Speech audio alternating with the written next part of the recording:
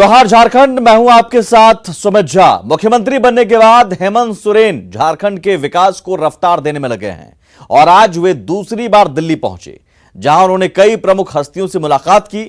हालांकि प्रधानमंत्री से शिष्टाचार मुलाकात के लिए पीएमओ से 3 बार समय मांगने के बावजूद उन्हें मुलाकात का वक्त नहीं मिला।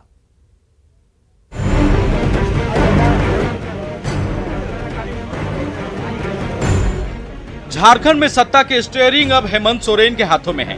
ऐसे में जनता को कोई नुकसान पहुंचाए बिना झारखंड को विकास की पटरी पर और तेज गति से दौड़ाने की जिम्मेदारी मुख्यमंत्री हेमंत सोरेन पर है और राज्यों के विकास में हर कदम पर केंद्र का सहयोग जरूरी है। ऐसे में मुख्यमंत्री बनने के बाद दूसरी बार दिल्ली पहुंचे हेमंत सोरेन राष्ट्रपति से लेकर सियासत के तमाम विशिष्ट लोगों से मुलाकात कर रहे हैं, लेकिन प्रधानमंत्री से मुलाकात के लिए अब तक उन्हें पीएमओ से समय नहीं मिल पाया है। सीएम बनने के बाद शिष्टाचार मुलाकात के लिए हेमंत सोरेन 3 बार प्रधानमंत्री से मिलने का समय मांग चुके हैं। हमारी इच्छा है और चूंकि व्यस्तता कार्यक्रम की वजह से समय नहीं ये हो पा रहा है, शायद प्रधानमंत्री जी को भी हमने वहां पर भी अपना ये रिक्वेस्ट डाला था और शायद अभी उनकी व्यस्तता है। हेमंत सोरेन अब झारखंड के मुख्यमंत्री हैं, लिहाजा चुनाव के दौरान हुए बयानबाजियों से ऊपर उठने की कोशिश में जुटे हैं और केंद्र के साथ बेहतर तालमेल बनाकर झारखंड के विकास को आगे बढ़ाना चाहते हैं। हेमंत सोरेन की नजर में जीएसटी से राज्यों के खजाने पर असर पड़ा है, लेकिन झारखंड को आगे बढ़ाने की दिशा में केंद्र से उन्हें मदद की पूरी उम्मीद है। जीएसटी आने के बाद देश में राज्यों के संसाधन जुटाने की जो क्षमता है वो बड़े पैमाने में घट गई है। इसमें निश्चित रूप से मुझे उम्मीद है और भरोसा भी है कि केंद्र सरकार के साथ हम लोग तालमेल बनाएंगे और केंद्र सरकार इसमें निश्चित रूप से हमारे उस पिछड़े राज्य को सहयोग करेगी, ये हम उम्मीद करेंगे। हाल के दिनों में देश के सबसे ज्वलंत मुद्दों में शामिल नागरिकता कानून और एनआरसी के मुद्दे पर भी मुख्यमंत्री काफी सोच समझकर चल रहे हैं। तमाम पहलुओं को देखने के बाद ही कोई फैसला लेने की बात कह रहे हैं। बहुत गंभीर विषय है, इसमें हर किसी को सोचने की आवश्यकता है और हम भी इस विषय पर चिंतन मंथन करेंगे, तत्पश्चात ही चीजों को आगे बढ़ाई जाएगी। 6 जनवरी से विधानसभा का सत्र शुरू हो रहा है और हेमंत मंत्रिमंडल में कौन कौन चेहरे होंगे, इस सवाल पर हेमंत सोरेन ने कहा कि जल्द ही सारी चीजें साफ हो जाएगी। जल्दी ही करेंगे, अब कुछ फॉर्मेलिटीज हैं, ये सारी चीजें, उन सब चीजों को करने के बाद सब लोग मिलकर के हम लोग तय कर लेंगे कि किस तरीके से कब कौन कौन कहां बैठेंगे हम लोग। मुख्यमंत्री हेमंत सोरेन ने एक बार फिर कहा कि झारखंड में अब जनता की सरकार है और जन भावना के अनुरूप ही सरकार चलेगी। साथ ही विकास योजनाओं को भी तेजी से आगे बढ़ाने की दिशा में सरकार काम कर रही है और पिछले 5 सालों में जिन मुद्दों को लेकर झारखंड की जनता परेशान रही है, उस पर भी सरकार विचार कर रही है। दिल्ली से संवाददाता निरंजन के साथ ब्यूरो रिपोर्ट न्यूज 18। 6 जनवरी से शुरू हो रहे विधानसभा के विशेष सत्र की तैयारियां पूरी कर ली गई हैं। 3 दिनों तक चलने वाले इस विशेष सत्र में नए स्पीकर का चुनाव होगा। नई सरकार की इस पहले सत्र पर सभी की नजरें टिकी हैं।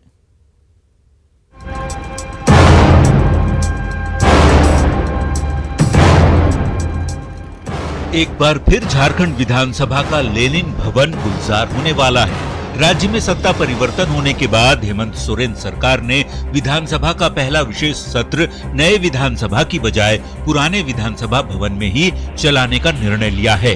6 से 8 जनवरी तक विधानसभा का विशेष सत्र लेनिन भवन में ही चलेगा, जिसकी सभी तैयारियां पूरी कर ली गई हैं। पहले दिन यानी 6 जनवरी को सभी नवनिर्वाचित विधायकों को शपथ दिलाई जाएगी और उसके बाद नए स्पीकर के निर्वाचन की प्रक्रिया शुरू होगी। दूसरे दिन यानी 7 जनवरी को राज्यपाल का अभिभाषण और उस पर चर्चा होगी। वैसे सरकार की ओर से अनुपूरक बजट लाने की भी तैयारी है। तो राज्यपाल महोदया का सम्मान हम लोग को प्राप्त हो गया है, जो लेनिन हॉल के नाम से है। लेनिन हॉल मतलब कि पुराना विधानसभा में ही है लेनिन हॉल, यही हो रही है। इसमें कोई कन्फ्यूजन की बात अब नहीं है। और 3 दिन का ये सत्र है। 5वें विधानसभा के पहले सत्र को लेकर सभी की नजरें स्पीकर के चयन पर टिकी हुई हैं। जानकारों की माने तो कांग्रेस का स्पीकर पद लेने से इनकार किए जाने के बाद अब ये तय हो गया है कि जेएमएम कोटे से ही स्पीकर बनेगा। स्पीकर पद के लिए जिन नामों पर चर्चा है उनमें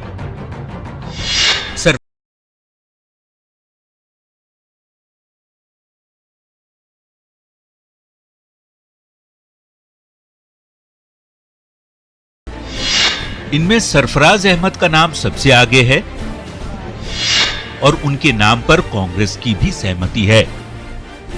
बहरहाल झारखंड विधानसभा का ऐतिहासिक लेनिन भवन का नजारा इस बार बदला बदला सा रहेगा। कल तक सत्ता पक्ष में बैठने वाले माननीय इस बार विपक्ष में बैठेंगे, जबकि विपक्ष में रहने वाले सत्ता पक्ष की कुर्सी पर विराजमान होंगे। न्यूज़ 18 के लिए रांची से भुवन किशोर झा की रिपोर्ट। और सत्ता में लौटी कांग्रेस अब संगठन को और मजबूत करने के लिए बड़े पैमाने पर सदस्यता अभियान चलाने जा रही है। 15 जनवरी से गांव-गांव तक कांग्रेस सदस्यता अभियान चलाने जा रही है। पार्टी के कई वरीय नेता खुद इसकी कमान संभालेंगे। पार्टी के प्रदेश अध्यक्ष रामेश्वर उरांव ने कहा कि 5 रुपए की सदस्यता शुल्क के साथ सामान्य सदस्य तो 100 रुपए शुल्क के साथ सक्रिय सदस्य बनाए जाएंगे।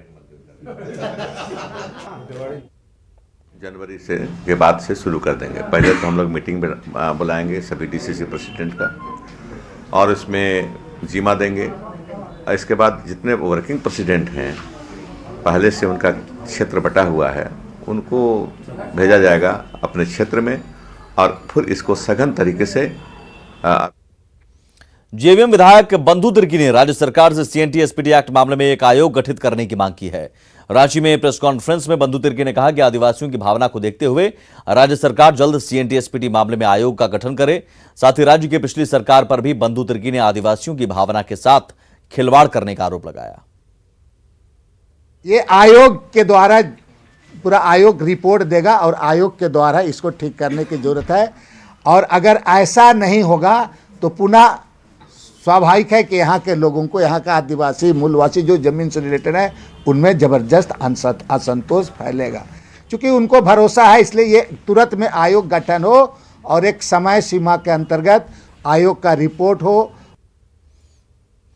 झारखंड में ठंड के बाद अब बारिश ने लोगों को बेहाल कर रखा है और झारखंड में अगले 48 घंटे तक मौसम की यही स्थिति बरकरार रहेगी। मौसम विभाग ने इसका अनुमान जताया है। इसके साथ ही मौसम विभाग के मुताबिक अगले 24 घंटे तक झारखंड के हर जिले में छिटपुट बारिश होती रहेगी। मौसम विभाग से मिली जानकारी के मुताबिक अब तक जमशेदपुर में सबसे अधिक बारिश रिकॉर्ड की गई है। वहीं रांची में 16.6 मिलीमीटर बारिश हुई है। मौसम विभाग ने 5 जनवरी से मौसम साफ होने का अनुमान जताया है, लेकिन तापमान गिरने का भी अलर्ट जारी किया है। जो स्थिति है लास्ट 24 आवर्स में जो रेनफॉल रिकॉर्ड हुआ है, सबसे ज़्यादा रेनफॉल रिकॉर्ड हुआ है जमशेदपुर में 33.5 मिलीमीटर और चाईबासा में हुआ है 24.4। रांची में देखा जाए तो 16.6। तो light to moderate rainfall record हुआ है। और अभी जो टेम्परेचर जो है, मिनिमम टेम्परेचर जो है सामान्य से करीब 2 से 3 डिग्री ऊपर है। वहीं कोल्हान में बीती रात से लगातार जारी बारिश से तापमान में भारी गिरावट आई है। बात चाईबासा की करें तो सारंडा के किरीबुरु में तापमान 0 से भी नीचे गिर चुका है और खेतों में बर्फ की चादर दिख रही है। वहीं लेक गार्डन तालाब के पानी की ऊपरी सतह पर भी जम गया है। ठंड की वजह से चारों तरफ कुहासा छाया हुआ है, जिससे विजिबिलिटी कम होने से सड़क पर गाड़ी चलाना भी मुश्किल साबित हो रहा है। बढ़ते ठंड की वजह से लोग अलाव जलाकर समय काटने को मजबूर हैं। इधर प्रशासन की ओर से अलाव की व्यवस्था नहीं किए जाने से भी लोगों की परेशानी बढ़ती दिख रही है। वहीं बेमौसम बारिश ने खूंटी, तमाड़, बुंडू के किसानों की परेशानी बढ़ा दी है। बारिश की वजह से खेत में तैयार फसल को किसान खलिहान तक नहीं ला पाए। वहीं खेत में आलू के पौधे काले पड़ने लगे हैं। ऐसे में फसल बर्बाद होने से किसानों के चेहरे पर मायूसी छाई हुई है।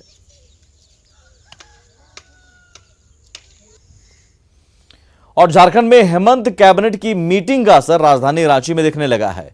रांची नगर निगम ने बढ़ते ठंड को लेकर जरूरतमंदों के बीच कंबल वितरण का काम शुरू कर दिया है।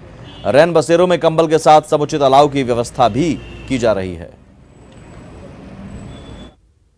सावधानी के लिए हम लोगों ने 3 तरह की स्ट्रेटजी अपनाई है। रांची नगर निगम क्षेत्र में हमारे जनप्रतिनिधियों के द्वारा वार्डों में वितरण किया गया है, सीनियर लेवल पर ज़रूरतमंदों को दिया गया है। लेकिन हम लोगों ने देखा कि रात्रि में कड़ाके की ठंड पड़ रही है, तो हमने आश्रय गृहों को भी फोकस किया और वहाँ अतिरिक्त कंबल वगैरह उपलब्ध कराए, अलाव भी जलवाए हैं।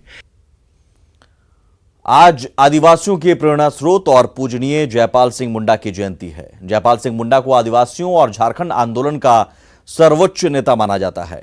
एक जाने माने राजनीतिज्ञ, पत्रकार, लेखक, संपादक और शिक्षाविद के तौर पर उनकी पहचान थी और इससे भी अलग वे हॉकी के महान खिलाड़ी भी थे। 1925 में ऑक्सफोर्ड ब्लू का खिताब पाने वाले हॉकी के एकमात्र अंतर्राष्ट्रीय खिलाड़ी थे और ये उनकी ही कप्तानी थी जिसमें भारत ने 1928 में पहला गोल्ड मेडल जीता था। जनवरी 1938 में उन्होंने आदिवासी महासभा की अध्यक्षता ग्रहण की जिसने बिहार से अलग झारखंड राज्य की स्थापना की मांग की थी। इसके बाद जयपाल सिंह देश में आदिवासियों के अधिकारों की आवाज बन गए।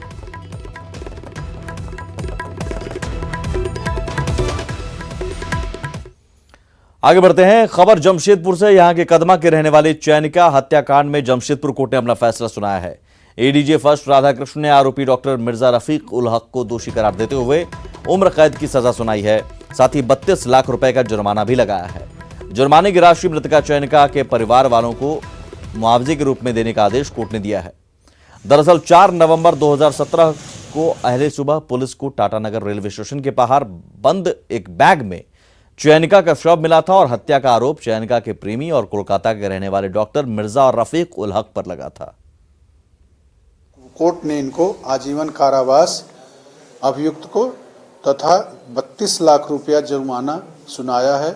32 लाख रुपया जो जुर्माना होगा वो पीड़िता के मृतिका के पिता अरुण कुमार को जाएगा। रामगढ़ में जगदीशपुर में हुए डकैती मामले में अब तक पुलिस के हाथ खाली हैं। रामगढ़ थाना क्षेत्र के जगदीश कॉलोनी में बीती रात डकैती के मामले में अपराधियों का सुराग लगाने के लिए पुलिस ने डॉग स्क्वाड टीम की भी मदद ली और घटनास्थल से करीब 1 किलोमीटर दूर तक सुराग तलाशने की कोशिश की गई, लेकिन बारिश हो जाने की वजह से पुलिस के हाथ खाली हैं।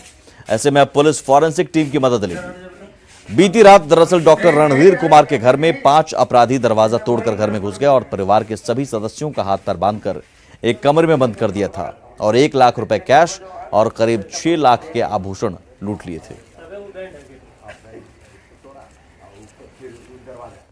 टीम के द्वारा बारिश होने के कारण ड्रग अभी उसका पूरा ये नहीं कर पाया। वो यहाँ से रोड तक गई डॉग, लेकिन उसके बाद वो रेडिंग नहीं कर पाया। अभी अनुसंधान जारी है। अभी फिंगरप्रिंट टीम आ रही है। हम फिंगरप्रिंट के जरिए उसको अनुसंधान को पूर्ण करने के। गांव में चचेरे भाई ने ही अपनी भाई और भाभी की चाकू मारकर निर्मम हत्या कर दी, जबकि 4 भतीजों पर भी जानलेवा हमला किया, जिसमें एक की हालत गंभीर बनी हुई है और उसे जमशेदपुर रेफर कर दिया गया है, जबकि 3 घायलों का इलाज सदर अस्पताल में जारी है। वहीं पुलिस ने आरोपी भाई को गिरफ्तार कर लिया और उससे पूछताछ जारी है। दुमका के सरैयाहाट थाना की पुलिस ने 2 सड़क लुटेरे को गिरफ्तार किया है। पुलिस के मुताबिक 31 दिसंबर की रात दोनों अपराधी ने पहरीडीह गांव के पास हथियार के बल पर एक माइक्रो फाइनेंस कर्मी से लूटपाट की थी, जिसमें कार्रवाई के दौरान दोनों को गिरफ्तार किया गया। दोनों के पास से लूट के 38,490 रुपए बरामद किए गए, साथ ही कई हथियार भी बरामद किए गए। में शामिल अपराध कर्मी हरिनंदन मंडल और राजेश कुमार मंडल की गिरफ्तारी की गई। लूटे गए रुपये जो 44,501 था, उसमें से कुल बरामदगी जो रुपये का की गई। सरायकेला से खबर, यहां के तिरुलडीह में पिछले साल 14 जून को नक्सलियों के हाथों 5 पुलिस के जवानों की हत्या मामले में 2 और नक्सलियों को गिरफ्तार किया गया है। कुकड़हट में हुए इस वारदात में अब तक कुल 11 नक्सलियों की गिरफ्तारी हो चुकी है। पुलिस ने टोपनो उर्फ लालू और सोना सिंह सरदार उर्फ मोटू की गिरफ्तारी से कई अहम सुराग भी मिले हैं। एसपी के मुताबिक गिरफ्तार दोनों नक्सली ने ही नक्सली कमांडर महाराज प्रमाणिक के साथ मिलकर पुलिस पर हमला बोला था और जवानों की हत्या की। में जो टीसीओसी अटैक के माध्यम से 5 पुलिसकर्मी शहीद हुए थे और पुलिस की हथियार जो है नक्सलियों के माध्यम से लूटा गया था, उक्त कांड में हम लोग अनुसंधान आगे बढ़ाते हुए अब 2 हार्डकोर नक्सली मंगल टुपनो उर्फ लालू सरदार और सोयना सरदार दोनों को हम लोग गिरफ्तार किए थे कल। और इन लोगों से पूछताछ करने पर हम लोगों को बहुत तरह का सूचनाएं मिली थी। हजारीबाग में होमगार्ड बहाली की प्रक्रिया जल्द शुरू होने वाली है। कुल 1021 होमगार्ड जवानों की बहाली फरवरी महीने से होने जा रही है। बहाली को लेकर तमाम तरह की प्रक्रियाएं पूरी कर ली गई हैं। शहरी क्षेत्रों के लिए शैक्षणिक योग्यता 10वीं पास है तो ग्रामीण इलाकों के लिए 7वीं पास रखी गई है।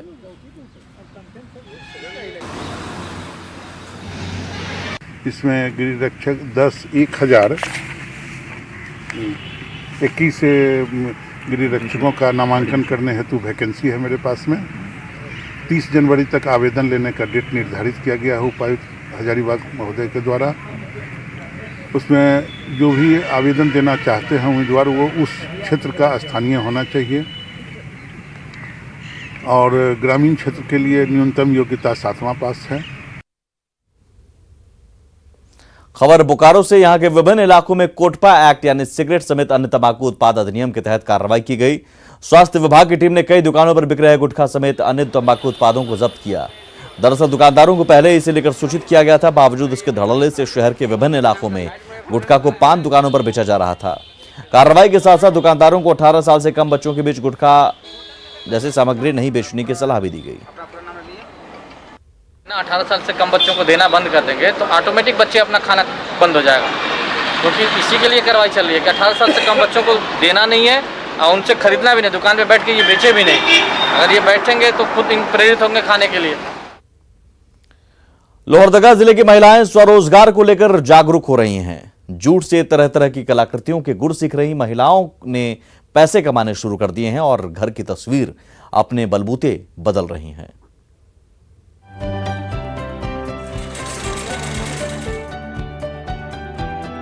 इन महिलाओं में खुद अपने पांव पर खड़े होने की इच्छा शक्ति है और इसी इच्छा शक्ति की वजह से ये दिन रात मेहनत कर जूट से बनने वाले सामानों के गुर सीख रही हैं।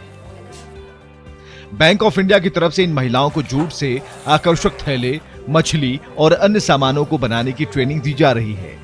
बैंक ऑफ इंडिया की मदद से अब तक जूट कलाकृति के मामले में जिले की 350 महिलाओं को प्रशिक्षित किया जा चुका है।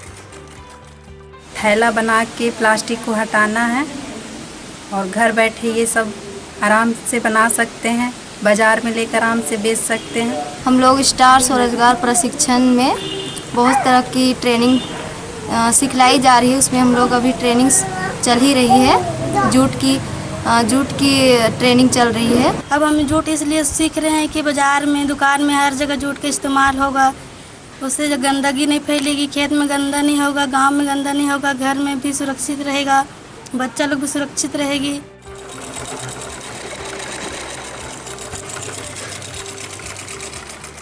प्रशिक्षण प्राप्त कई महिलाएं अब दूसरी महिलाओं को ट्रेनिंग देने का काम करती हैं। लोहरदगा जिले को पलायन से बचाने और महिलाओं को हुनरमंद बनाने की दिशा में बैंक ऑफ इंडिया काम कर रहा है और आगे भी करता रहेगा। अभी तक जूट का प्रशिक्षण हमारे आरसीटी से 11 ट्रेनिंग हो चुकी है। लगभग 350 महिलाएं ट्रेनिंग ले चुकी हैं और जो कि अपने सिलाई उलाई करके जूट का प्रोडक्ट बना के अपना जीविका में सुधार ला रही हैं।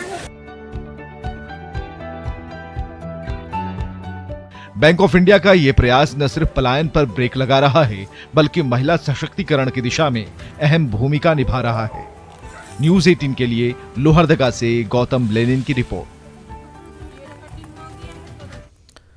गुमला के सिसई प्रखंड का नवरत्नगढ़ इन दिनों लोगों के आकर्षण का केंद्र बना हुआ है। इस प्राचीन ऐतिहासिक स्थल पर बड़ी संख्या में पर्यटक पहुंच रहे हैं और यहां की सुंदरता का दीदार कर रहे हैं। हालांकि अधिकांश भवन देखरेख के अभाव में खंडहर में तब्दील हो रहे हैं। बता दें कि प्रधानमंत्री नरेंद्र मोदी ने इस स्थान को राष्ट्रीय ऐतिहासिक धरोहर घोषित किया है। प्रधानमंत्री मोदी की इस घोषणा के बाद जल्द ही नवरत्नगढ़ के संरक्षण की उम्मीद जगी है। जगह है, यहाँ हम लोग देख रहे हैं कि ये नागवंशी राजाओं की राजधानी है। देखने में बहुत ही सुंदर यहाँ का दृश्य है। बहुत पौराणिक किला यहाँ पे नज़र आ रहे हैं। ऐसा देख रहे हैं कि पहाड़ के ऊपर भी कुछ ऐसा बना हुआ है जहाँ से लगता है देखने से कि वहाँ सैनिक जो है मोर्चा संभालते होंगे और वहाँ से अगर कोई अटैक होता है तो देख के वो दूर से ही उसको सूचित करते होंगे। खंड के लिए तो गौरव का विषय है ही, लेकिन ये गुमला के लिए भी बहुत गौरव का विषय है। यह एक ऐसा स्थान है जो वाकई में अध्ययन करने का स्थान है। यहाँ पर छात्रों को ला कर के बहुत सारे ऐतिहासिक बातों को बताया जा सकता है। ऐतिहासिक मानचित्र पर जल्द ही हजारीबाग विशेष पहचान बनाने जा रहा है। पुरातत्व विभाग की ओर से की जा रही खुदाई में बौद्ध धर्म से जुड़े अवशेष मिले हैं। सदर प्रखंड के बहरनपुर में नवंबर महीने से खुदाई चल रही है, लेकिन पिछले दिनों से अवशेष मिले उससे इलाके का संबंध बौद्धकालीन युग से होने के संकेत मिले हैं। में जो हम लोग को वाल का रिमेंस और जो उसमें जो ब्रिक्स जो लगा हुआ है और जो पोट्री है या जो एंटीक्विटीज हमको मिल रहा है, उसमें ये पता चल रहा है कि बौद्ध से संबंधित है। ये अभी हम लोग अवलोकन कर रहे हैं, जिसमें कि इसका जो साक्ष्य हमको मिलता है, जैसे ईंटे का जो साइज है, इससे ये प्रतीत होता है। और कुछ हम लोग को जो स्कल्पचरल रिमेंस जो है उसका रूप से ये 9th से 11th सेंचुरी एडी की आसपास होना है। और इसी के साथ जोहार झारखंड में बस इतना ही। नमस्कार।